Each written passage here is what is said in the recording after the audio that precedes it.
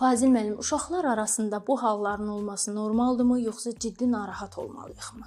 Yox, biz əlbəttə böyük narahatçılıq keçirməliyik. Məsələn, sizə bir şey deyim. Azərbaycanda hardasa 2 milyon 700 mindən artıq uşaq var. Bu bizim əhalinin sayının 28-30%-ni təşkil edir. Biz bu uşaqların hər birinin uçotunu aparmalıyıq. Hər bir uşağın qabiliyyəti haqqında müvafiq qurumlar müəyyən bir xasiyyətnamə tərtib eləməlidirlər. Çünki bizim kimi xalqlarda istedadın harda olduğu bəlli deyil. Məsələn, Amerikada, İngiltərədə, Avropada məktəb var, müəyyən mühit var. Bu mühit onsuz da istedadlı adamsansa hardansa parlayıb çıxarsan. Sənin məktəbə getməyə avtobus problemi, tramvay problemi yoxdur. Və sənin orada da hansısa bir rüşvət verib, nəyisə, hansısa bir işi aşırma məsələn yoxdur. Tutaq ki, hansısa bir özəl məktəbin baha qiyməti olmasına baxmayaraq, sənin müəyyən dərəcədə dövlət standartlarında bütün deyək ki, imkansız ailələrə də dəstək verilir. O dəstək vasitəsilə uşağı oxutma imkanın var. Bizdə bu şərtləri biz formalaşdırmamışıqsa, onda biz demə hər bir uşağın uçotunu aparmalıyıq ki, bu uşaq biri futbola, biri xokkeyə, biri basketbola, biri elmə, biri tutaq ki, hansısa şəkildə musiqiyə, incəsənətə, belə paylaşımla biz Azərbaycan mühitində istedadları çıxardıq. Amma sən kənddə stadionun yoxdursa, o kənd uşağı necə yetişə bilər idmanla?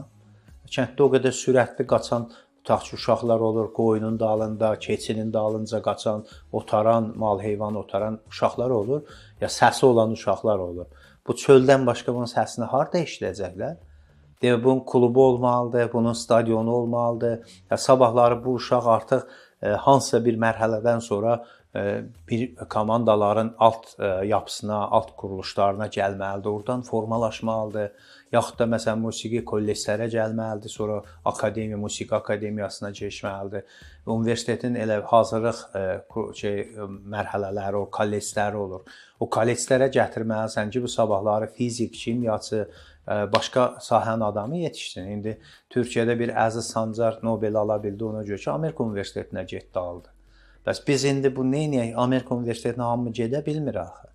Onda bunları, bu mühiti yaratmalısan ki, artıq o kənddən başlayaraq o pillələri atlayıb gələ bilsin.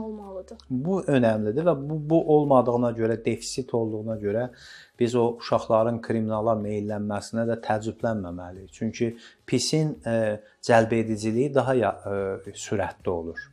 Yaxşının cəlbedici, əziyyətli olur, amma inandırmaq biraz çətin olur. Kimə, hansına izah edəcəksən, kitab oxu. Amma adam biri 30 ildən sonra dönür ki, mən savadsızam, mən heç nə bilmirəm. Onda deyir ki, mənə vaxtında niyə demədiniz kitab oxu? Məsələn, indi biz orta məktəb müəllimlərimizə dönüb hər zaman görüşəndə də deyir ki, bizə doğru istiqamət verməmisiniz. Bizə deməliydiniz ki, ingilis dilini öyrən. O trendi onlar da ola bilsin bilmirdilər. İndi o vaxt rus dili falan, rus dili necə olmasa öyrən.